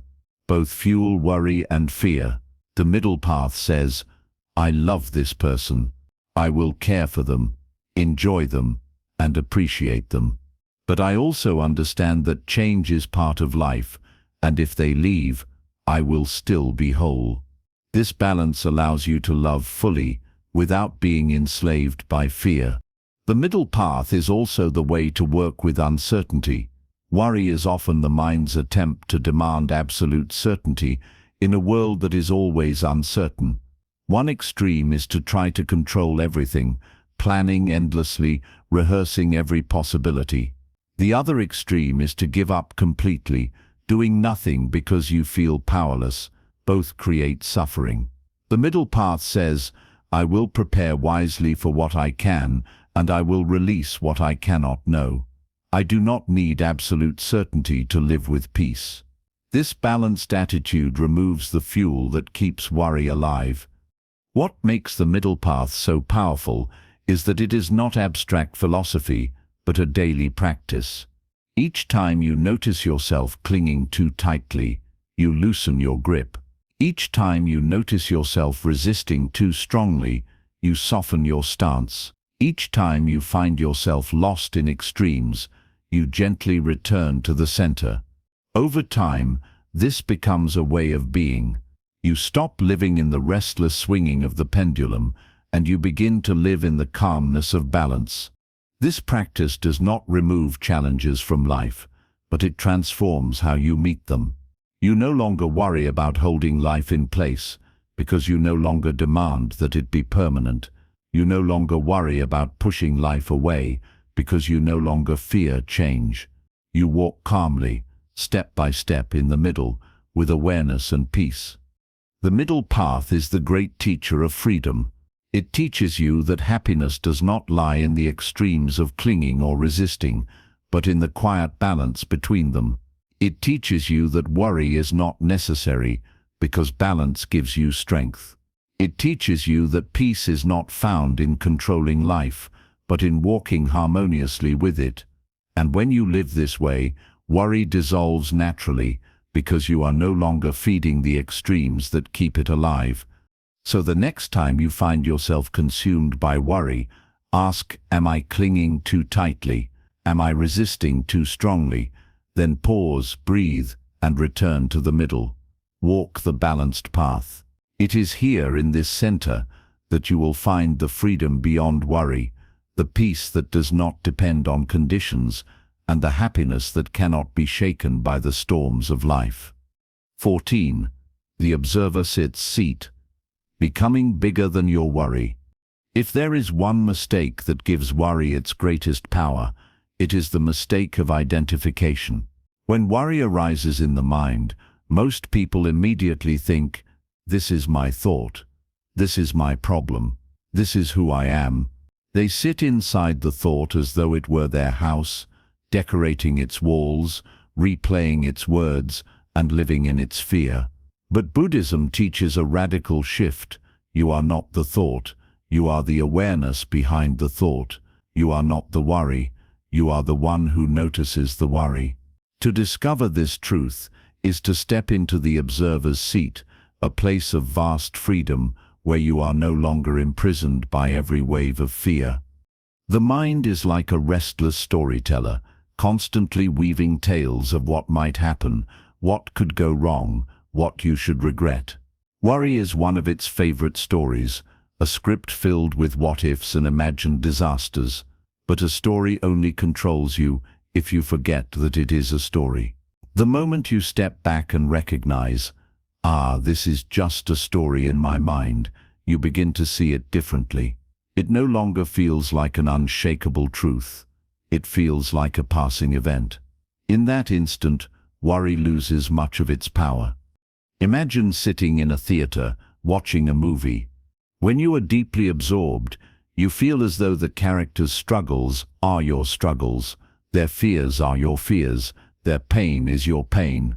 Your body reacts, you cry, your heart races, you tense. But then the lights turn on, and you remember it was only a film. The emotions felt real, but the story was not reality. In the same way, when you identify with worry, you are lost inside the film of your mind. But when you step back into the observer's seat, the lights come on, and you see that worry was only a passing projection. This practice of observation is central to Buddhist mindfulness.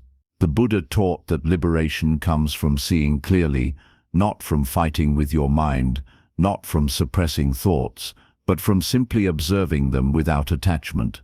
When you observe, you create space. Instead of being swept away, you notice, here is worry. It has arisen, it will stay for a while, and then it will pass. Just as a bird lands on a branch and then flies away, thoughts land in the mind and then leave. You are not the branch, and you are not the bird. You are the sky that contains both. At first, this may feel difficult. The pull of identification is strong, and worries often come with powerful emotions: tightness in the chest, knots in the stomach, restlessness in the mind. These sensations make the worry feel solid, undeniable, but even here, observation is possible. Instead of saying, "I am anxious," you begin to say, "Anxiety is present." Instead of saying, "I am worried," you say, "Worry is arising." This small shift in language is a great shift in perception. It reminds you that you are not the emotion, you are the observer of the emotion. The power of this shift cannot be overstated. When you live as the observer, worry can no longer trap you. It may still appear, but you no longer mistake it for reality. You no longer drown in it. You simply watch it, and in watching, you discover something extraordinary. Every worry dissolves on its own when you do not feed it. No thought lasts forever. No emotion stays permanently. Everything that arises passes. The observer sees this truth, and because of that, the observer remains free. One of the great gifts of becoming the observer is that you also see the patterns of your mind more clearly. You notice that the same kinds of worries return again and again, like old actors playing new roles in the same play. You may worry about money, about relationships, about health, about the future, but if you step back, you realize the root is the same restless energy of fear. Seeing this pattern gives you wisdom. You no longer chase each worry as if it were unique and urgent. You begin to say, "Ah, this is the same old habit of worry, I see you." And with that recognition, the cycle weakens. Daily practice strengthens this perspective. Sit quietly for a few minutes and simply watch your thoughts. Imagine them as clouds drifting across the sky. Some are light and fluffy, some are dark and heavy, some pass quickly, and some linger, but none of them are the sky itself. You, the observer, are the sky, vast, open, unchanging. The more you rest in this awareness, the less attached you become to the passing clouds. Worry may still appear, but you know it will pass, because clouds always do. This practice can also be carried into everyday life. When you are walking and notice your mind replaying a fearful story, pause and take one mindful breath. Say silently, "This is a thought. This is worry." When you are lying in bed, restless with anxiety about tomorrow, step back inwardly and remind yourself, "This is my mind telling a story. It is not reality."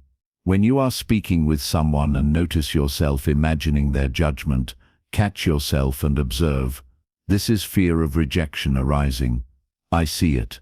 Each of these small acts of observation strengthens your freedom. The observer's seat also brings compassion. When you see your mind spinning in worry, instead of judging yourself harshly, "Why am I like this? Why can't I stop?" you begin to smile gently. You recognize that this is simply the nature of the human mind. It worries, it fears, it creates stories. You no longer need to punish yourself for this. You simply watch, with patience and kindness, until the worry fades. This self-compassion is part of the middle path, not clinging, not rejecting, but observing with gentle acceptance. In time, living from the observer's seat changes your entire sense of self.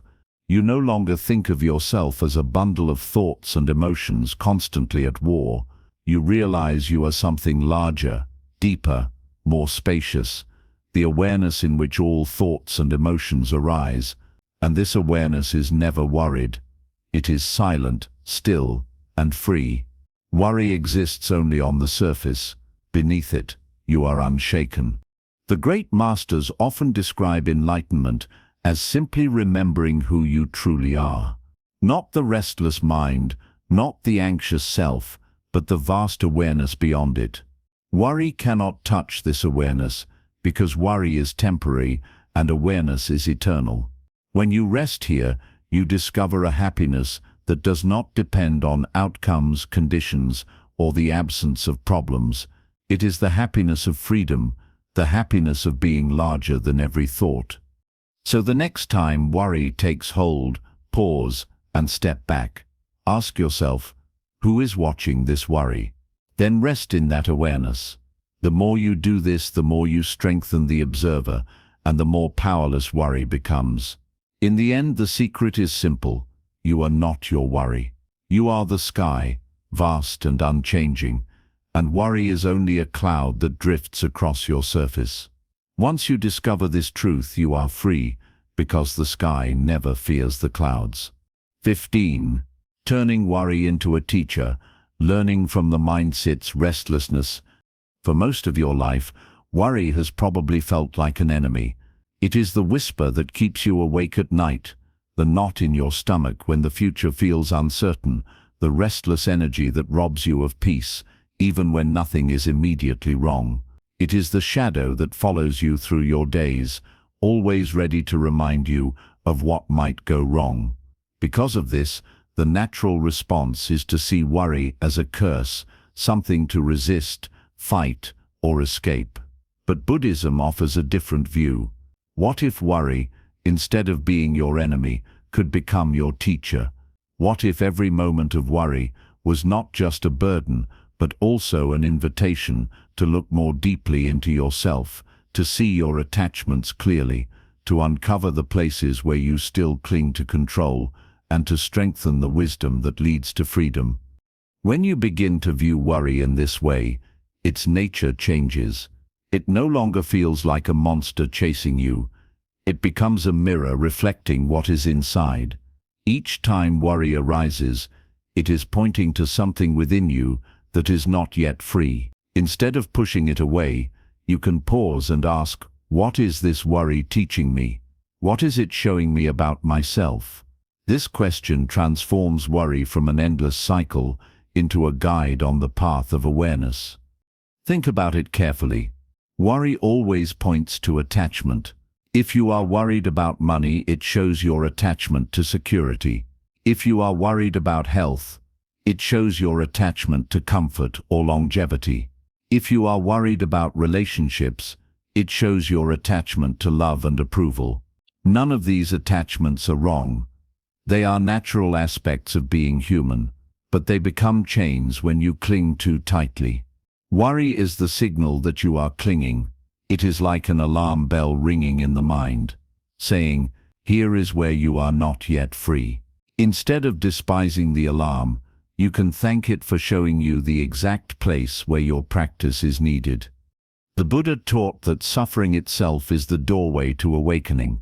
Without suffering, few people would ever seek the path of wisdom. It is because we suffer that we begin to ask deeper questions about life. Worry is one of the most common forms of suffering, and so it can be one of the greatest doorways. When you feel worry, you are being given the chance to see how the mind operates, how it clings, how it fears, and how it imagines. If you bring awareness to this process, worry becomes your teacher, showing you where to let go and how to return to the present. To turn worry into a teacher, you must practice mindful observation. When a worry arises, instead of being swept away by it, pause and observe. What is this worry about? What story is my mind creating? What fear is being revealed here? Watch it without judgment, like a scientist studying a pattern. Over time, you will see that the same themes appear again and again. Perhaps most of your worries are about rejection, or about loss, or about control.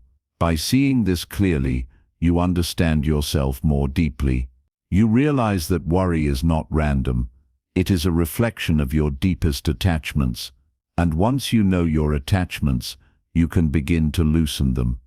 Another way worry teaches is by showing you impermanence. No worry lasts forever. You may feel consumed by it for an hour, a day, or even a week, but eventually it passes. Looking back, you often see how much energy you wasted on something that never happened, or that resolved itself in a way you could never have predicted. Each time you recognize this, you learn the truth that thoughts are temporary, emotions are temporary, and even fear is temporary. Worry becomes a teacher in patience, showing you that you do not need to panic at every thought, because time itself dissolves them. Worry also reveals the illusion of control. Every time you worry, you are trying to control the future with your mind. You believe that by thinking about it enough, you can shape what happens, but when the future arrives, it rarely looks like what you imagined. This teaches you that control is an illusion. Life unfolds according to countless causes and conditions, most of which are beyond your reach. Worry's failure to control anything is itself the lesson. It shows you again and again that clinging to control is futile. This realization does not make you careless, it makes you wise. You stop wasting energy on what cannot be controlled, and you begin to invest that energy in what can: your awareness, your actions, your kindness, your presence. Most importantly, worry teaches compassion.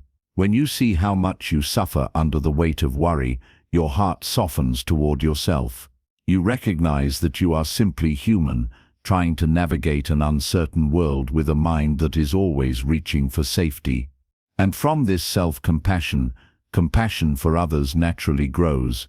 You realize that every person you meet is also carrying their own worries, their own restless thoughts, their own fears about the future. This understanding makes you gentler, more patient, more forgiving. In this way, worry becomes a teacher of kindness, connecting you more deeply to the shared humanity of all beings. To practice turning worry into a teacher in your daily life, you can follow 3 simple steps: pause, observe, and listen. When worry arises, first pause, do not run from it, and do not drown in it. Simply stop and breathe. Second, observe. Look at the worry clearly. Name it. This is fear of failure. This is fear of loss. This is fear of the unknown. By naming it, you create space between yourself and the thought. Third, listen. Ask yourself, what is this worry pointing to? What attachment is here? What lesson can I learn from this? Then let the worry itself reveal the teaching. Sometimes the lesson will be to let go. Sometimes it will be to act wisely. Sometimes it will simply be to breathe and remember impermanence. Every worry becomes an opportunity to practice. Over time, this approach changes your entire relationship with worry. It no longer feels like a constant enemy. Instead, it feels like a messenger. Each time it visits, it brings you closer to awareness. Each time it arises, it reminds you to return to the present. Each time it shouts its fearful stories, it gives you the chance to see through illusion. In this way, worry stops being something that only steals from you. It becomes something that teaches you, guides you, and even strengthens you. The great paradox is that the more you accept worry as a teacher, the less it troubles you. Because you no longer resist it, it loses its power. Because you no longer believe it blindly, it cannot control you. Because you use it as fuel for awareness, it becomes part of your awakening. The very thing that once enslaved you becomes the thing that sets you free. So let this be the final lesson. Worry is not here only to harm you. It is also here to wake you up. Every moment of worry is an invitation to look deeper, to see your attachments, to trust impermanence, to release control, and to live with greater compassion. If you can learn to see worry in this way, then even your restless mind becomes part of your path. Nothing is wasted. Every thought, every fear, every moment of unease becomes another step toward freedom. In the end, worry itself bows to awareness. It comes to remind you of what you still cling to, and then it leaves. It shows you where you are still fragile, and then it passes. And each time it does, you grow stronger, clearer, more peaceful. This is the secret gift of worry. It is not just a thief, it is also a teacher. And if you are willing to listen, it will guide you back, again and again, to the freedom and happiness that are already within you. As you have traveled through these lessons, you have seen worry stripped bare. No longer is it only the restless shadow that follows you, no longer the thief of sleep, no longer the endless cycle that keeps you chained to fear. It has been revealed for what it truly is, an echo of attachment, a projection of the mind into places it cannot control, an invitation to return home to the present. We began by seeing how worry lives in the future, while happiness is found only in the now. We walked through awareness of impermanence, through the freedom of letting go, through the compassion of returning again and again. We learned that worry cannot survive in presence, that it loses its foundation when you see it as a teacher rather than an enemy, and that your true self, the awareness behind every thought, was never touched by worry at all. The message woven through all of these teachings is simple but profound. You are not powerless against worry. You do not need to wait for life to become perfect to feel peace. You do not need to eliminate every problem before you can rest. You do not need to control the uncontrollable future to feel safe. Freedom is available right here, in the way you relate to your mind. Worry thrives when you believe it without question, when you fight it without understanding, when you mistake it for who you are. But the moment you step back into awareness, into balance, into trust, worry dissolves like a shadow in sunlight. Think of your life as a river. Worry is the attempt to dam the river, to freeze its waters, to demand that it never change. But rivers cannot be stopped. They move, they bend, they carve their way forward. To fight the river is to exhaust yourself. To flow with the river is to discover peace. This is the essence of the Buddhist path, not to conquer life with control, but to live harmoniously with its flow. In this flow, worry loses its grip because you are no longer demanding certainty. You are walking with awareness, moment by moment. All of the lessons you have studied point you toward the same refuge, the present moment, the awareness behind thought, the trust in impermanence, the compassion that softens even the restless mind. This refuge is not far away. It is not hidden in the future. It is not locked in a sacred temple. It is here, in you now. Every time you take a mindful breath, you return to it. Every time you notice a worry and choose not to believe it, you strengthen it. Every time you rest in the silence behind your thoughts, you taste it, slowly, gently. It becomes your natural way of being. This is why worry is no longer something to be feared. It becomes part of your path. Each time it arises, it shows you where you still cling, where you still resist, where you still forget who you are. And each time you see it clearly, you return to freedom more quickly. Worry becomes a teacher, a guide, even a companion on the journey of awakening. The same voice that once stole your peace now points you back to it. This is the transformation of awareness, turning poison into medicine, turning fear into wisdom, turning worry into awakening. So how do you live from this truth? You live by remembering. Remember that the present is enough. Remember that impermanence carries both pain and joy away. Remember that you are the observer, not the thought. Remember that balance is freedom, not extremes.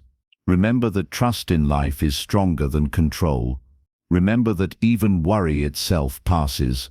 Each of these truths is like a lantern, guiding you out of the dark forest of fear into the open space of peace. In the end, worry cannot steal your happiness unless you hand it the key. Your happiness does not come from the absence of problems. It comes from the presence of awareness, and awareness is always available to you, in every breath, in every moment, in every step. If you learn to return again and again to this awareness, then even in the middle of uncertainty, you will know peace. Even in the storms of life, you will stand like the sky, vast and unshaken. Let this be the final gift of these lessons, the understanding that you are not bound by worry. You are freer than you think, stronger than you know, and closer to peace than you realize.